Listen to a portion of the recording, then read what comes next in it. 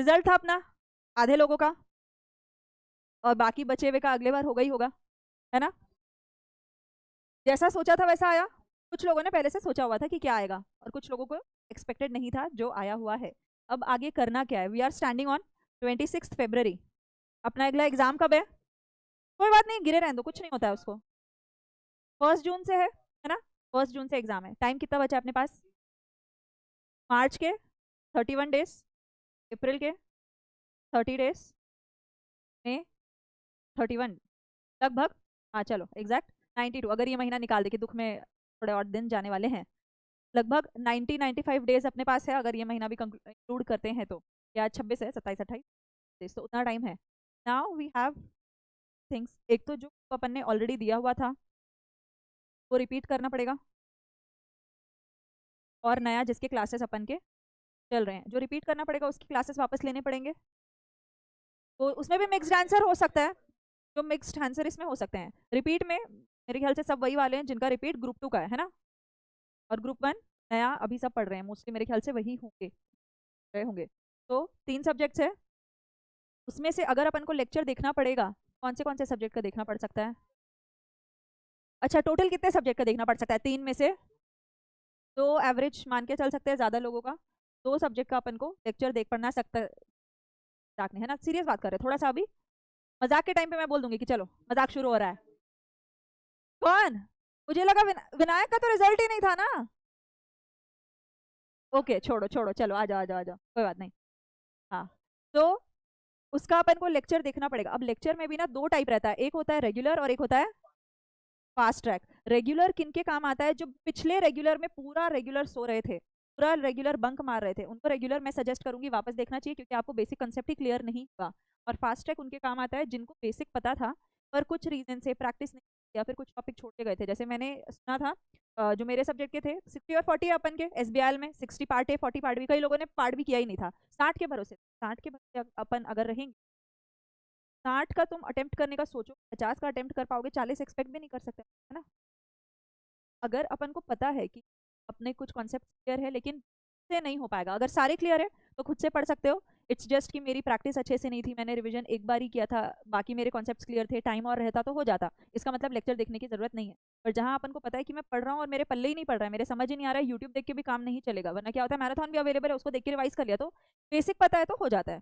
पर अगर बिल्कुल ही स्कोप है कि नहीं बन पाएगा खुद से, सब्जेक्ट के लेक्चर्स देखना वापस नहीं देख पाओगे, कि उसमें टाइम जाता ही, आप 2x पे भी देखोगे तो टाइम लगने ही वाला है। 50 घंटे 60 घंटे आराम से जाएंगे ही जाएंगे।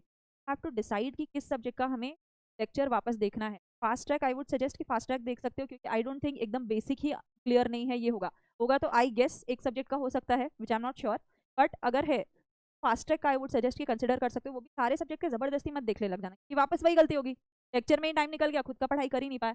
और एग्जाम में टीचर चाहे कितना भी अच्छा पढ़ा दे, जब तक अपन ने खुद से पढ़ा नहीं है और प्रैक्टिस नहीं किया है, अलग अलग चीजें, पढ़ना अलग है प्रैक्टिस करना अलग, में से अगर एक भी नहीं किया है अपन खुद को खतरे में डाल रहे हैं। अभी यहाँ पर न्यू की क्लासेस तो आप लोग ले ही रहे हो, आप लोग का टाइम चला जा रहा है। मैं रिक्वेस्टिंग सर कि अपन अगर सुबह शिफ्ट कर दे तो आप लोग का एटलीस्ट एक टाइम बच जाएगा, वरना अभी क्या हो रहा है, ना सुबह के रहे ना शाम के रहे, है ना। ना सुबह टाइम दे पा रहे पढ़ने को कि यहाँ आना रहता है, ना शाम को घर जाने के बाद हिम्मत रहती है। तो आई एम आस्किंग कि अगर वो सुबह थोड़ा शिफ्ट हो सकता है, that you will get the entire day, शाम का एटलीस्ट वो ज़्यादा घंटे मिल जाएंगे। सुबह 2 घंटे मिल रहे हैं, शाम के 1 घंटा मिल रहा है, वैसा कर नहीं पा रहे तो एटलीस्ट एक बार में एक चंक 3 घंटे का भी मिल गया, एबल टू डू। वैसा हम आस्किंग कि अगर वो शिफ्ट तो एक बार कंप्लीट हो जाए।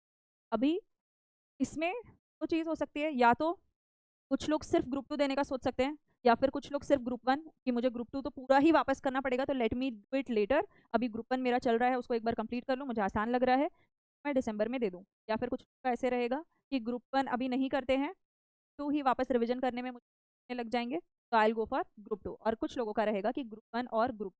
Now there is no one answer कि क्या करना चाहिए तीनों में। के लिए आप बस पैरामीटर्स देख सकते हो कि अगर आपके बहुत ही खराब मार्क्स, तब 150 में 50 के भी, तो आई वुड नॉट सजेस्ट।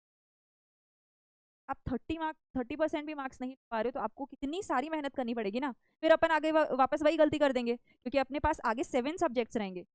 एक तो मेरा पुराना ही स्ट्रांग नहीं, मेरे 30 मार्क्स नहीं आ रहे, मुझे 70 मार्क्स की और तैयारी करनी है, उसमें आगे मैं और 400 मार्क्स की तैयारी करूँ, इट गेट्स वेरी डिफिकल्ट। अगर कोई ऐसा है जिसके बहुत ही कम मार्क्स आए, मतलब बहुत कम, 50-60 के रेंज में पूरे टोटल में आए हैं, एक बार मेरे ख्याल से कंसिडर करना चाहिए कि एक दिया जाए। और अगर 100 के आसपास है, 80 के आसपास है, तो अगर रेडी हो मेहनत करने के तो बोथ ग्रुप देना, बिकॉज ट्रस्ट मी बहुत मेहनत लगती है। क्या हुआ है मुझे पता है, बहुत ज़्यादा मेहनत है इधर उधर का बिना सोचे। ऑफ कोर्स अपना टाइम होता है कि हाँ फन कर लिया, क्योंकि बिना उसके पागल हो जाओगे, बट दिमाग में हर वक्त बैक ऑफ द माइंड चलता रहता है कि मुझे बोथ ग्रुप करना है।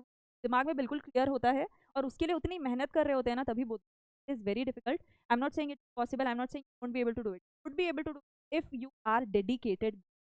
बिना डेडिकेशन दैट यू शुड अपन को अगर एक एक ग्रुप दे रहे हो आप लोग दिसंबर तक के, फिर वापस एक एक ग्रुप दोगे। अभी एक ग्रुप दिया, दिसंबर में वापस एक ग्रुप दे रहे हो, पूरा टाइम जाएगा। लास्ट ईयर से शुरुआत की थी, अभी ये साल पूरा उसी में खत्म होगा, फरवरी तक का अपन को वेट करना पड़ेगा। अभी अगर बोथ ग्रुप करते हैं, अगर अपने इतने मार्क्स थे कि 50% जैसे अपने मार्क्स आ गए थे, 70 तक के आ गए थे, 80 तक के आ गए थे, 150 में से आई एम सेइंग, और जो फर्स्ट ग्रुप दिए होंगे शायद उनका 100 तक के आ गए होंगे, दे कैन कंसिडर कि अभी मुझे पुराना रिवाइज करने में 3 महीना नहीं जाएगा। क्योंकि अगर मैं 3 महीने के चक्कर में बैठूं, मेरा आगे का पूरा 6 महीना जा रहा है, और रिजल्ट का वेट करूँ तो 8 महीने जा रहे हैं। क्योंकि उस वक्त रिजल्ट का वेट करना पड़ता है प्रोफेशनल देने वाले हो, अभी रिजल्ट का वेट नहीं करना पड़ा था, क्योंकि पता था एग्जीक्यूटिव देना है, अगले बार रजिस्ट्रेशन ही नहीं होगा आपका बिना रिजल्ट के, तो वो फरवरी तक का वेट करना पड़ता है। So it is exactly 1 year. whatever you decide today it will have impact on 1 year, not your entire life, remember that। हमेशा पूरी जिंदगी में ये नहीं इम्पैक्ट करता है, बट शॉर्ट टर्म में डेफिनेटली आपका डिसीजन इम्पैक्ट करता ही है।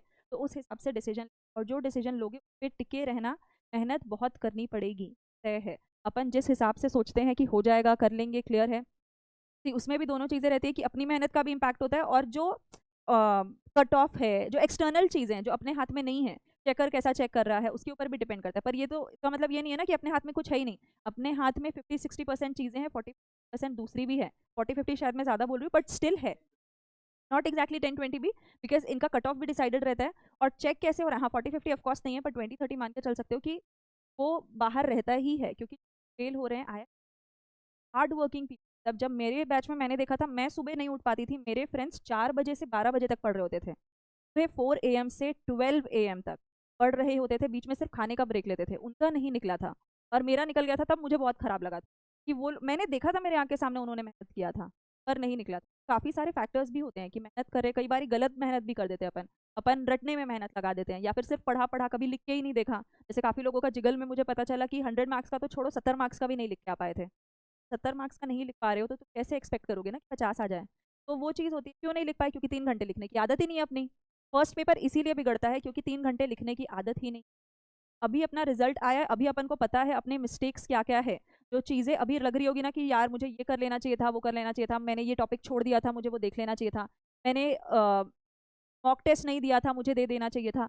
भी अभी दिमाग में आ रहा है ना, उसको पेपर में नोट कर लो कि क्या क्या मुझे लग रहा है कि शिट ये कर लेना चाहिए था, इस बार कर लेना। You have the problem, you have the solution. आपको पता है आपकी गलती कहाँ पर थी, गलतियां पता है, प्लीज उसको लिख लो। ये 2 महीने बाद याद नहीं रहेगा कि क्या गलती थी, कल रिजल्ट आया है, आज ही याद रहेगा, मैक्स टू मैक्स 2-3 दिन और याद रहेगा। वापस जब पढ़ना शुरू कर दोगे ना, वापस यही लगेगा कि अरे मैंने तो पढ़ा ही था, ये तो पिछले बार भी पढ़ा था। जब वापस वो पन्ने पलटते हैं ना, इट्स वेरी डिफिकल्ट। तो भी मिस्टेक लग रही है ना, राइट टुडे, जस्ट टुडे, कल तक का भी वेट नहीं करना। आज जो भी गलती लग रही है कि मेरे तरफ से ये गलती थी, वो लिख लो। उसका आरटीआई के थ्रू अपन अप्लाई करते हैं, पता है, मैं बता दूंगी, मैं बता दूंगी, मैं एक वीडियो ही डाल दूंगी, इनफैक्ट मैंने डाला हुआ है। पर हाँ, उसमें ना बहुत परम्यूटेशन कॉम्बिनेशन का वीडियो डाला। नहीं नहीं, ही सेइंग एप्लीकेशन नहीं हो रहा था। I tell you the reason. उसमें ना बहुत, हाँ उसमें ना नीचे लिख के आता है, सो व्हाट हैपेंस ना, उसमें आप जो पंक्चुएशन मार्क भी यूज करते हो ना, बहुत स्ट्रिक्ट है कि कौन से पंक्चुएशन मार्क यूज नहीं कर सकते, उस वजह से होता है। हाँ वो इसीलिए नहीं आता है। एक बार मैं आप लोगों को चाहिए तो एक तो अ,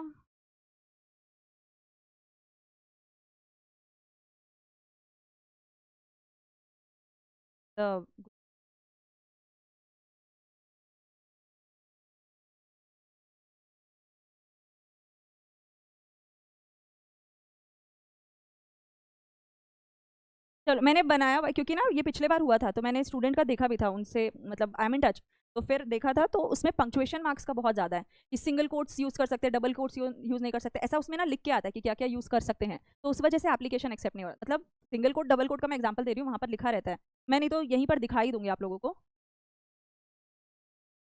कौन सा वाला चलता है?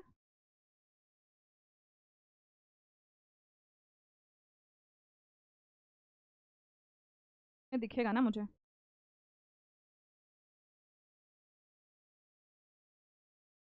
21 या 30, 21 या 30 दोनों में से कुछ एक अपन छोड़ देते ना, अपन आजकल में ही अप्लाई कर देंगे, झंझट ही खत्म। 21 या 30 दिन रहता है, दोनों में से एक रहता है।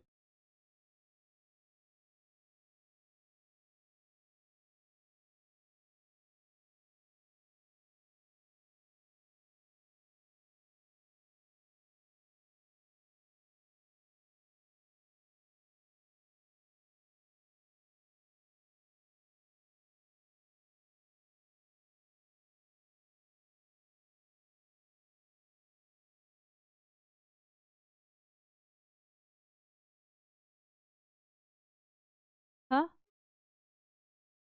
हो गया। पास है आप लोगों को?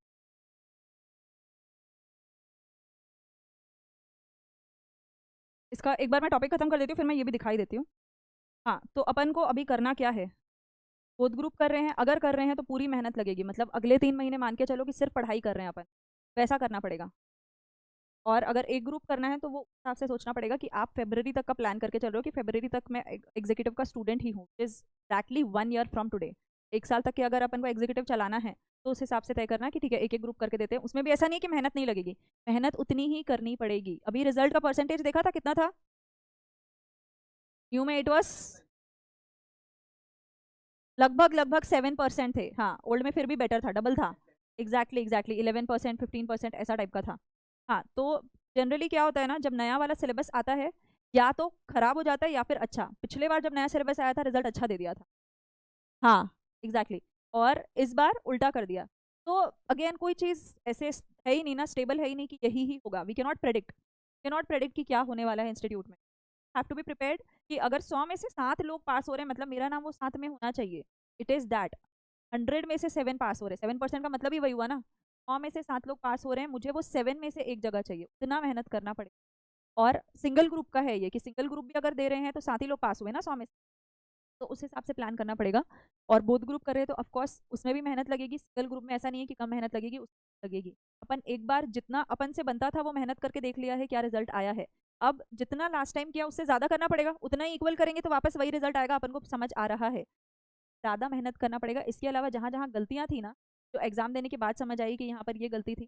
कई बार ऐसे भी होता है कि अपन को कॉन्सेप्ट क्लियर होता है लेकिन अपन जब लिख रहे हैं ना तो अपन बहुत सिंपल लैंग्वेज में लिख देते हैं। और ये प्रॉब्लम है, आपकी नॉलेज भले ही कितनी भी अच्छी हो, इंडियन एजुकेशन का है कि जब तक आप वो वर्ड्स नहीं यूज कर पाते हो मार्क्स नहीं मिलते हैं। तो it is very important to the language, और उसके लिए अपन को राइटिंग प्रैक्टिस करनी पड़ती है। जब अपने लिए ऐसे रफ नोट वगैरह खरीद के ले आओ कि लिख लिख के प्रैक्टिस करना है, कि वो तभी क्लियर होता है। अपन जब पढ़ते हैं कॉन्सेप्ट समझ आता है। अब जैसे मैं जो भी टॉपिक अभी पढ़ा रही हूँ, एक लाइन में अपन वो समझा सकते हैं कि वो चीज़ क्या है, और इतना बड़ा लिखोगे तभी मार्क्स मिलेंगे ना। एक लाइन में अपन को पता है कि हाँ रूल्स ऑफ इंटरप्रिटेशन कहाँ यूज करते हैं, जहां पर एम्बिग्विटी है, जहां पर लैंग्वेज क्लियर नहीं है वहां यूज किया जाता है। और दिस नेवर प्रिवेल्स, अगर वहां पर लैंग्वेज क्लियर है तो दैट विल प्रिवेल। ये मुझे सिंपल लैंग्वेज में पता है, पर मैं 5 मार्क्स के लिए ये लिखूंगी तो 5 मार्क्स मिलेगा क्या? मैं खुद चेकर होती तो 5 मार्क्स नहीं देती। प्रॉब्लम वहीं आती है कि अपन ये ड्राफ्ट कैसे कर रहे हैं, because in are profession drafting is also very important. आगे जाके पूरे डॉक्यूमेंटेशन अपन को स्क्रैच से बनाने होते हैं, तो अपन को पता होना चाहिए कि लैंग्वेज कैसी यूज की जाती है, लीगली कैसे लिखा जाता है, क्योंकि आगे जाके अपन को काम करना है। इसलिए वो लीगल लैंग्वेज पे फोकस करते हैं। आपकी अंडरस्टैंडिंग के लिए बिल्कुल आपने लेमैन लैंग्वेज में लिखा तो आपके हिसाब से मार्क्स मिलने चाहिए, बट नहीं देने का रीजन ये है, आगे आपका एक सब्जेक्ट भी है ड्राफ्टिंग, क्योंकि आगे पूरे डॉक्यूमेंटेशन का ही अपना काम होता है। इसलिए जरूरी है अपन को लीगल लैंग्वेज लिखना पढ़ना आए। समझ रहे हो आप, वो बिल्कुल सही है, आपको अंडरस्टैंडिंग होनी चाहिए, पर जब तक आपको लिखना नहीं आ रहा है आप एक अच्छे सीएस नहीं बन पाओगे। कि अपन को डॉक्यूमेंट्स बनाने पड़ते हैं, डेली बेसिस पे डॉक्यूमेंट्स बनाने पड़ते हैं। बहुत जरूरी है कि किस तरीके से वो जाती है लीगली, जो लीगल लैंग्वेज यूज़ की जा रही है वो कैसा यूज़ किया जाता है, फैंसी लैंग्वेज कैसा यूज़ किया जाता है। 100% नहीं कर सकते हैं, पर जितना ज़्यादा करोगे उतना ज़्यादा अपने चांसेस बढ़ा रहे हो।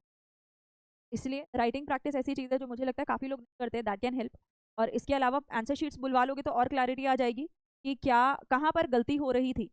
गलती उसी से समझ आएगी, एक तो उससे समझ आ जाएगी, दूसरा अपन खुद से देख सकते हैं, जो खुद को पता होगा कि ये गलती मैंने, ये टॉपिक्स मैंने छोड़ दिए थे। कई बार ऐसे होता है 26 चैप्टर है, 3 चैप्टर छोड़ दिए।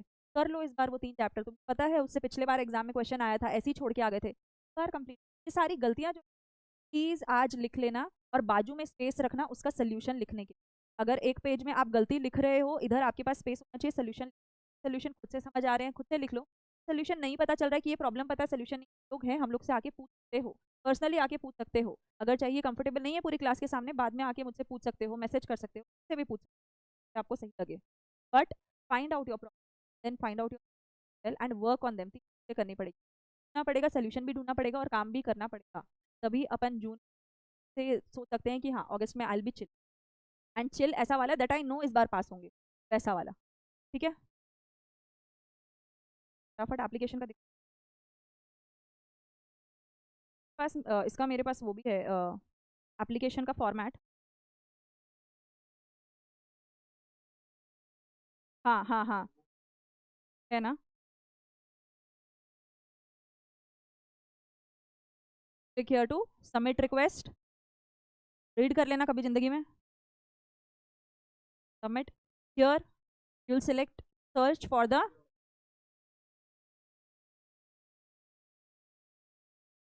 कंपनी सेक्रेटरी, एमसी आ गया, आईसीएसआई आ गया, ईमेल आईडी डालोगे, मोबाइल नंबर डालोगे, ईमेल आईडी कंफर्म करोगे, नेम जेंडर एड्रेस ये सारे मैंडेटरी वाले हैं। कंट्री स्टेट स्टेटस एजुकेशनल डाल लोगे तो भी चलेगा, नहीं डालोगे तो भी चलेगा। ये प्रॉब्लम आता है वीडियो में, इट डजंट कैप्चर कैप्चा के,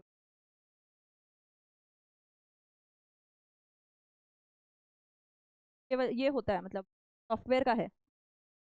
यहाँ पर जो अपन एप्लीकेशन डालते हैं ना, इफ यू सी यहाँ नोट दिख रहा है, ओनली अल्फाबेट्स ए से लेके जी तक के, नंबर 0 से लेके 9 तक के, और special characters. If you see यहाँ पर कोट्स नहीं है, इन्वर्टेड कॉमास है ही नहीं, हाँ स्पेस चलता है, कॉमा फुल स्टॉप कोलन वो वाला चलता है, और सेमी कोलन क्या बोलते हैं इसको, अंडरस्कोर चलता है, सेमी कोलन चलता है, स्लैश ब्रैकेट्स चलते हैं। ब्रैकेट्स भी कौन से वाले, स्क्वायर ब्रैकेट्स नहीं चलते हैं, ठीक है, स्क्वायर ब्रैकेट्स नहीं चलते हैं। And sign, question mark, slash, दोनों फॉरवर्ड बैकवर्ड दोनों चलता है, और परसेंटेज। ये अपन कई बार ऐसे होता है ना इन्वर्टेड कॉमास में सब्जेक्ट डाल देते कि सब्जेक्ट कोड भी डाल दिया, सब्जेक्ट भी डाल दिया, तो वो इन्वर्टेड कोड की वजह से एप्लीकेशन सबमिट नहीं हो पाता है, तो वो आगे बढ़ेगा ही नहीं, अगले पेज पे जाएगा ही नहीं। यही कैरेक्टर्स यूज कर सकते हो। ये डिपेंड करता है, मतलब कई बारी 15 दिन में भी आ जाता है, कई बारी 20 दिन में आ जाता है, कई बारी 1 महीना, 1 मंथ के अंदर दे हैव टू शेयर। जितना जल्दी अप्लाई करते हैं उतना अच्छा होता है।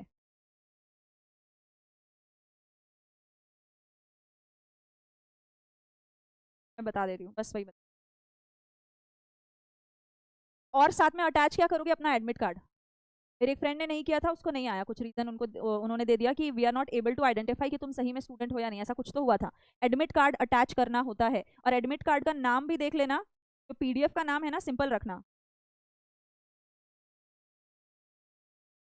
PDF file name less than 12 alpha numeric characters, numbers भी हो सकते हैं, नाम भी हो सकता है, पर लंबा नाम नहीं होना चाहिए। मेरा नाम, मेरा सरनेम, फिर मैंने एडमिट कार्ड, इतना लंबा है, सिंपल रखो ना, उसको रीनेम कर दो, क्यों रिस्क लेना अपन को। और ब्लैंक स्पेस, पीडीएफ में ध्यान रखना ब्लैंक स्पेस नहीं होना चाहिए। मतलब अगर विनीता एडमिट कार्ड मैंने लिखा है ना, तो एक तो विनीता एडमिट कार्ड वो हो गए 15 कैरेक्टर्स के, नहीं चलेगा, सिर्फ एडमिट कार्ड ही लिख दो, और बिना स्पेस के लिख। कैपिटल में स्मॉल में कोई प्रॉब्लम नहीं है, नंबर है कोई प्रॉब्लम नहीं है, स्पेस मत डालना भी।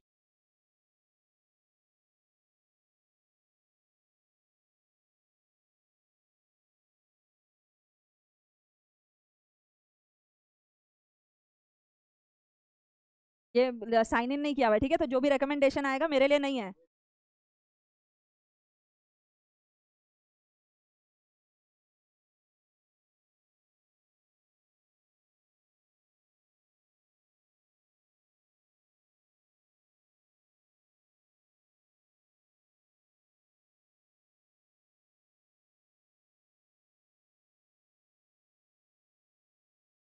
थाम थाम, नहीं मेरा है यार, अरे मैं वो फॉर्मेट दिखाना चाह रही हूँ, एप्लीकेशन का फॉर्मेट मैंने दिया हुआ है। हाँ हाँ, हो गया हो गया हो गया।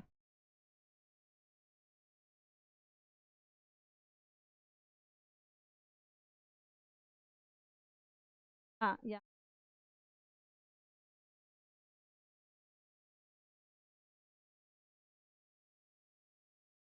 ये फॉर्मेट,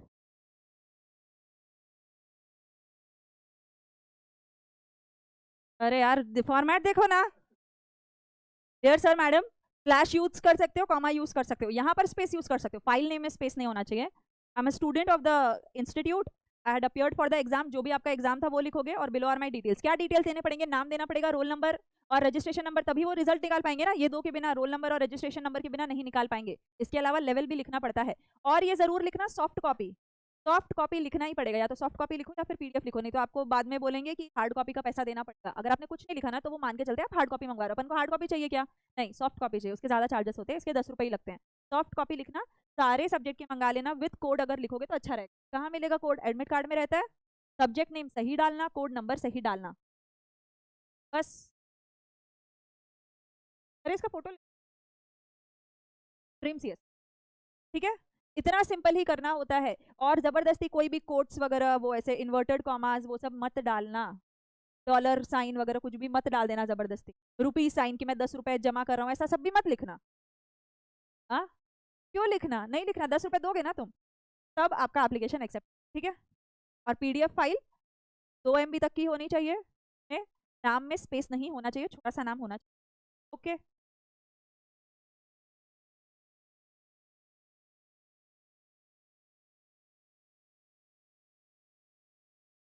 पढ़ ले अभी, अपन तय कर लेंगे क्या करना है। क्या प्लान है फिर जून का?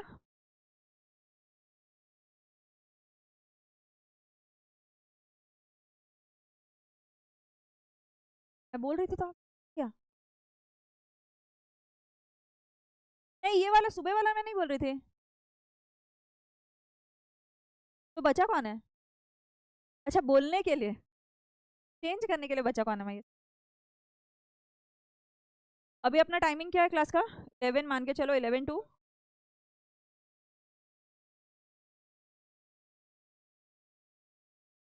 घर से कितने बजे निकलना पड़ता है? बिना टाइम पास किए यहाँ आके सीधा अगर क्लास ही आना है। और पहुंचते कितने बजे बिना टाइम पास किए? कहाँ से आते हो? मैं भी सीगढ़ रोड से आती हूँ, मुझे 30 मिनट से ऊपर नहीं। सुनो ना, जब एमपी कॉलेज में थे मैं 6:30 बजे ही जाती थी, मेरे को 1 घंटा नहीं लगता था। वही तो, आपको 1 घंटा लगता है, उनको 1 घंटा कैसे लगता है? किधर? आपको पक्का 60 मिनट्स लगते हैं?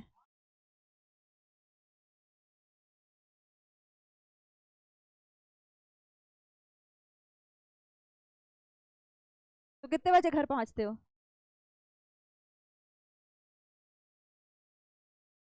1 मिनट, 6:30 तक क्लास चलती है क्या? हाँ फिर ठीक है। उसके बाद अभी 10 बजे से पहले अपने पास टाइम है, और 7:30 जब तक चेंज नहीं होता शेड्यूल, यही टाइम है अपना, और कुछ कर नहीं सकते हैं। इसके बाद तो ये कितने देर फिर पढ़ सकते हो?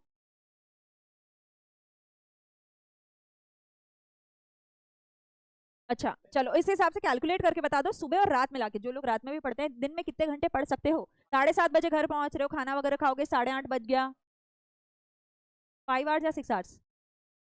रात में नहीं पढ़ पाओगे?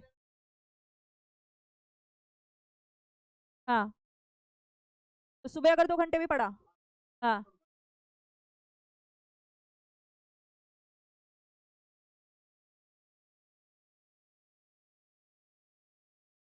5 आवर्स अभी पढ़ सकते हैं, मान, है ना? 5 आवर्स पढ़ सकते हैं, क्योंकि अब करना ही पड़ेगा, अगर बोथ करना है या सिंगल भी करना है तो बिना इतना पढ़े हो नहीं पाएगा। अब 5, हाँ, हाँ, 5 आवर्स है इसमें। एक चीज अब समझो, जब अपने पास 5 घंटे ही हैं, अपन कोई दुनिया से अलग बच्चे नहीं है जिनके पास 5 घंटे। जितने बच्चे एग्जाम दे रहे हैं ना, सबका सेम हाल है, सबके उतने ही घंटे के क्लासेस होते हैं। मेरा सुबह 7 बजे से शाम के 6:30 बजे तक क्लास रहता था। I use to start at 7 for both group, I had to do that.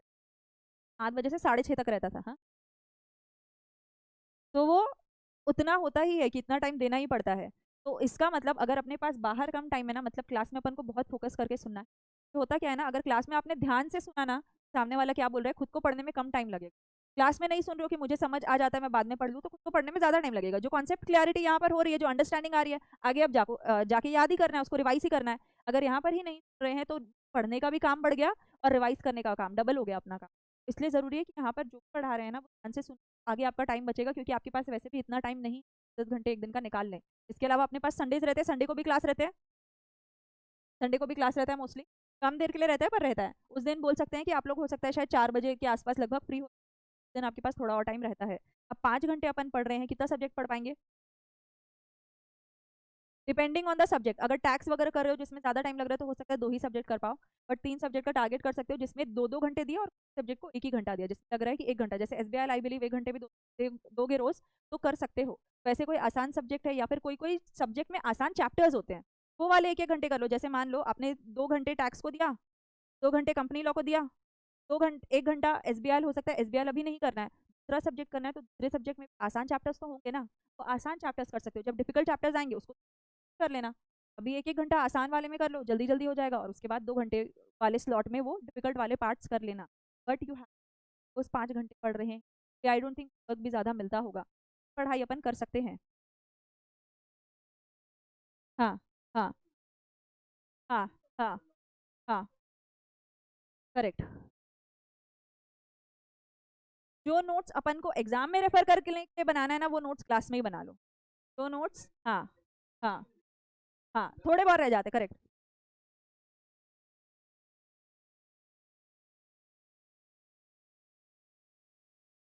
2 notes रहते हैं, एक जो अपन को सही ही चाहिए, मैं आगे रेफर करने वाली हूँ, वो मुझे नोट सही चाहिए, वहां मैं बिना देखे नहीं लिख सकती क्योंकि मैं आगे रेफर करने वाली हूँ। तो वो एक होता है शॉर्ट नोट्स अपन बनाते हैं ना, वहां भी एक होता है कि अपन पढ़ के लिख याद करना है ये, और उस हिसाब से मुझे क्लास के साथ आपको चाहिए रेफर करने, एग्जाम में ये चार्ट्स रेफर करने वो क्लास के दौरान ही बना, ब्रेक मिलता है तब बना लो, और ब्रेक सॉल्व टाइम सही स्टैंड। बिल्कुल भी अपने पास इतना टाइम नहीं है कि अपन 40-50 मिनट का ब्रेक ले ले, नहीं अफोर्ड कर पाओगे।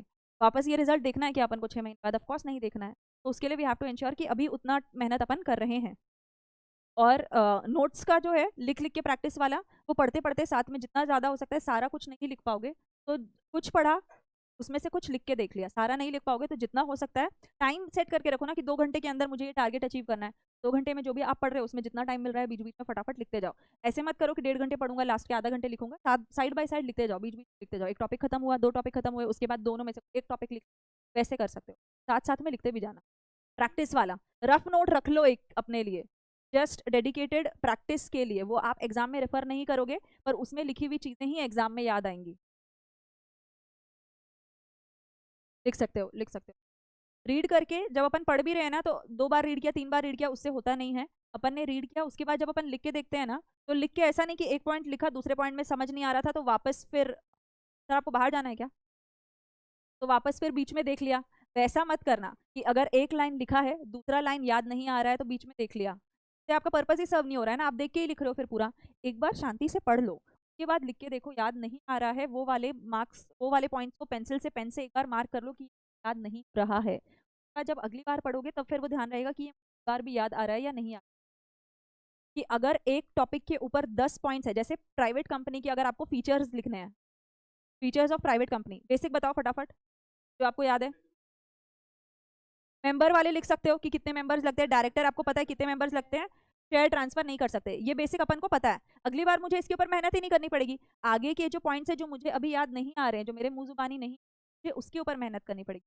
बेसिक है जो चीज क्लियर है उसके ऊपर मेहनत करने की जरूरत ही नहीं है ना। अगर आपको दिख रहा है कि 10 पॉइंट है, 10 के 10 थोड़ी ना याद करने, 3 तो आपको ऑलरेडी पता है, बेसिक्स है वो, बचे हुए 7 पे आपको मेहनत करनी है। तो वो मेहनत का जो फोकस है ना, वो शिफ्ट करो कि पूरे 10 पे मेहनत नहीं करनी है, डिफिकल्ट है उस पर मेहनत करनी है, बाकी मुझे ऑलरेडी पता है। और जितना ज्यादा खुद के ऊपर कॉन्फिडेंस रखोगे उतना ज्यादा ही वो आगे पढ़ने में स्पीड बढ़ाएगा।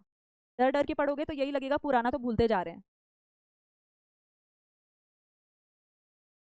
रीडिंग, क्लियर रीडिंग कि वो जो लिखा है, और जब लिख रहे हो तो उस वक्त देखो कि गलती कहाँ पर आ रही है, कहाँ पर अटक रहे, कितना लिख पा रहे, 5 मार्क्स के हिसाब से अपन को लिख, जब भी आंसर शीट भी देखोगे तब और समझ आएगा कि मेरी गलती हो कहाँ रही थी। अभी याद नहीं आएगा कि कहाँ गलती किया था, सही लगेगा कि मैंने तो पेपर अच्छा ही दिया था, मैंने तो मेहनत की थी। जब रिजल्ट, जब आंसर शीट देखोगे तब समझेगा कि 5 मार्क्स के लिए तो मैं भी नहीं देता, 5 मार्क्स के लिए इतना सा लिखा है, इतना गलत लिखा है। हाँ, कोई 1 या 2 सब्जेक्ट ऐसे रखो जो पढ़ रहे हो, जैसे ये जो 1 घंटे वाला स्लॉट है ना, हो सकता है कोई एक सब्जेक्ट रोज पढ़ रहे हो और बाकी 2-2 घंटे आप चेंज कर लो। एक सब्जेक्ट को रेगुलर रखो, अगर वो सब्जेक्ट रेगुलर कर रहे हो ना तो उसके लिए थोड़ा टाइम कम रख सकते हो, बाकी सब्जेक्ट के लिए ज़्यादा रख सकते हो। कंपनी कंपनी लॉ एस्पेक्ट से पढ़ना पड़ता है, एक मुझे पता है टॉपिक क्या है, दूसरा से वो आ रहा है, टॉपिक क्या है वो पता है के लिए अपने नोट्स काम आते हैं, चार्ट्स काम, लेकिन लिखते वक्त आप चार्ट्स बनाओगे एग्जामिनर मार्क नहीं देगा, चार्ट्स के साथ लिखोगे तो मार्क्स देगा, सिर्फ चार्ट के बेसिस पे मार्क्स नहीं मिलते। वहाँ अगर आपको जैसे पेनाल्टी के ऊपर क्वेश्चन आया है, आप पेनाल्टी का खाली ऐसे बना दोगे कि कंपनी के ऊपर इतनी पेनाल्टी, डायरेक्टर के ऊपर पेनाल्टी, और ऐसे करके लिख दिया, पूरे मार्क्स नहीं। आपको लिखना पड़ेगा सेंटेंस फॉर्म करके कि if in case of default in the of the provisions under this section the company shall be liable for a fine of this much rupees and the directors and officer in default shall be liable for a punishment this much. ऐसा लिखोगे तभी ज्यादा marks कर सकते। ये chart बनाया, understanding मेरी clear थी, फिगर्स मैंने बिल्कुल सही लिखे, लेकिन मार्क्स कटेंगे क्यों? क्योंकि आगे मुझे ड्राफ्ट करने आ रहे हैं ये लोग, जो मेरा आगे जाके काम होने वाला है। अग्रीमेंट्स तो ऐसे नहीं बनाओगे ना, तैयारी करवा।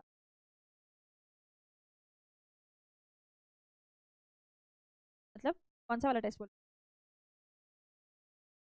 इसका मेरे ख्याल से अपन वैसे कर सकते हैं, 4 यूनिट टेस्ट, मतलब चैप्टर वाइज तो चल रहा है, चैप्टर वाइज का भी अब रेगुलर बेसिस पे रहेगा। हाँ, और 1 एग्जैक्टली 1 फुल टेस्ट जो रहेगा ना, ये आप तभी दे सकते हो जो आपका बार अच्छे से रिवीजन या फिर 2 बार रिवीजन का है, उसके बाद ही एक टेस्ट काम आता है। एक बार अच्छे से रिवीजन बोल रही हूँ, नॉर्मल रिवीजन नहीं कि एक बार पढ़ा था और टेस्ट दे दिया, क्योंकि आपको परफॉर्मेंस इवैल्यूएट ही नहीं कर पाओगे एक बार बस ऐसी ऐसी पढ़ा था तो। अच्छे से अगर पढ़ा है, जो इंसान 2 ही रिवीजन करने वाला है वो 1 रिवीजन के बाद दे सकता है, जो 3 रिवीजन करने वाला है वो 2 रिवीजन होने के बाद टेस्ट दे सकता है 100 मार्क्स वाला। ये वाला टेस्ट मई में देते हैं मोस्टली, मई एंड में नहीं, मई के शुरुआत में, अप्रैल एंड से देना शुरू कर दो अगर सारे सब्जेक्ट देने हैं तो। अप्रैल 25 से टारगेट रख सकते हो कि हर 2 दिन में, हर 3 दिन में मुझे टेस्ट देना है, तो 15 दिन में खत्म हो जाएगा। अप्रैल 25 से लेके मई 10 तक आपका खत्म हो जाएगा। तो क्योंकि ना ये टेस्ट भी बहुत काम आता है, किसी ने दिया था कि 100 मार्क्स का मॉक टेस्ट, के बाद समझ आया कि कैसे क्वेश्चन आते हैं, कहाँ गलती होती है।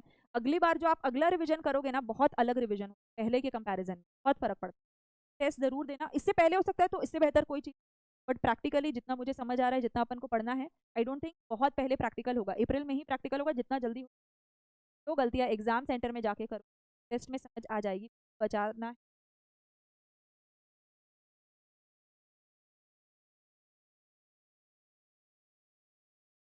हाँ, करना ही पड़ेगा, there is no option. SBI का आई एम ट्राइंग और पहले हो जाए। हाँ,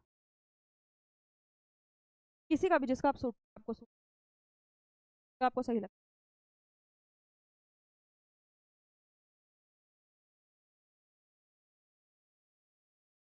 बात कर लेना। एक होता है मैराथन वाला, मैराथन में ना 8-10 घंटे में ही खत्म हो जाता है। अगर आपको कॉन्सेप्ट क्लैरिटी नहीं चाहिए, बस पढ़ते वक्त साथ में कुछ चाहिए कि एक बार मैं सुन, मुझे रिकॉल हो पाएगा, तो वो काम आता है। थोड़ा सा प्रैक्टिस अगर करना है फिर फास्ट ट्रैक, और बिल्कुल ही नहीं आता है तो फिर फुल सब्जेक्ट का आपको लेक्चर देखना। हाँ, तो लेंगे। अभी जो लोग वापस से एग्जाम दे रहे हैं ना, उनके लिए बोल रही हूँ कि अगर खुद से पढ़ने की शुरुआत करनी है, इसका जो प्लानिंग वगैरह भी है ना, कि कैसे कितने सब्जेक्ट, कौन सा सब्जेक्ट पहले करना है, ये तो मैंने बता दिया कि 2 सब्जेक्ट करना, 3 सब्जेक्ट करना।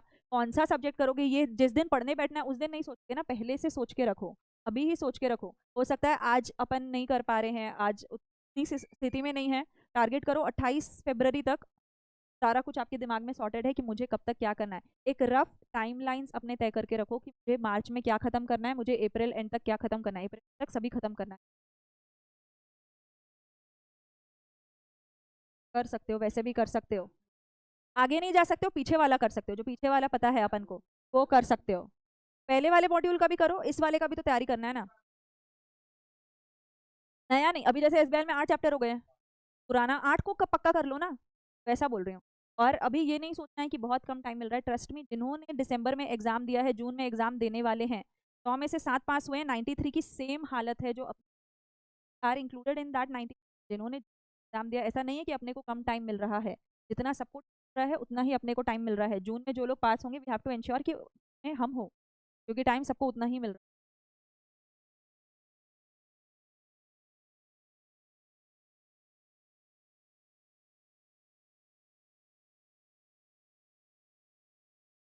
और पूछ,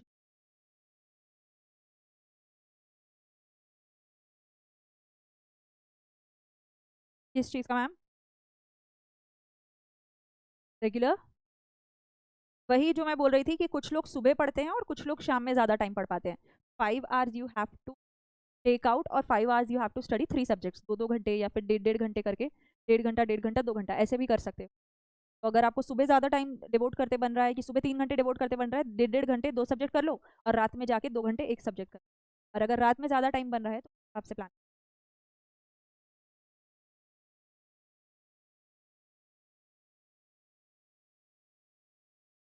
आपने दिया? Why are you asking? क्यों पूछ रहे हो? आपका तो क्लियर है ना, ग्रुप 1 देना है। अगले बार पूछना, ये सब अभी से मत सोचो आप, मैं बता दूंगी। अभी से ये सब मत सोचो, आपका ग्रुप 1 ही है ना।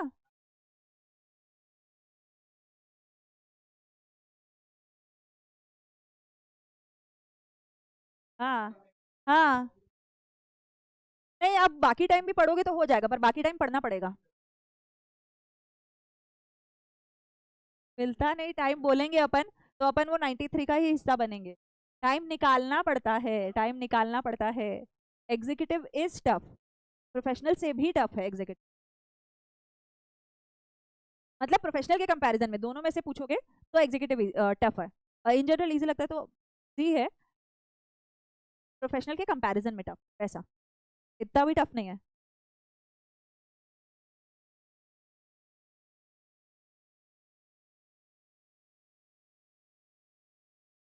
मेरा जितना मुझे समझ आया ना, मेरी अंडरस्टैंडिंग उन लोगों से बेहतर थी, अंडरस्टैंडिंग उनसे बेहतर थी, क्योंकि जब टेस्ट वगैरह भी होते थे ना, तब मार्क्स देखते थे। टेस्ट वगैरह में तो हम दोनों ही पढ़ रहे हैं ना, तब फिर मार्क्स देखे थे तो समझ आया था कि उनका जो अंडरस्टैंडिंग तरीके से टॉपिक क्लास में और जिस तरीके से वो लिखते हैं, मेरा बेटर था उनसे।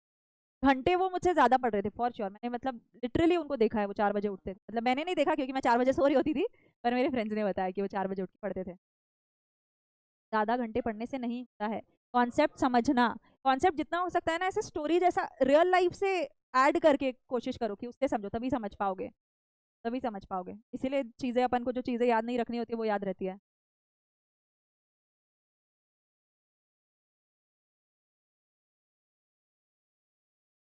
ठीक है। हाँ हाँ।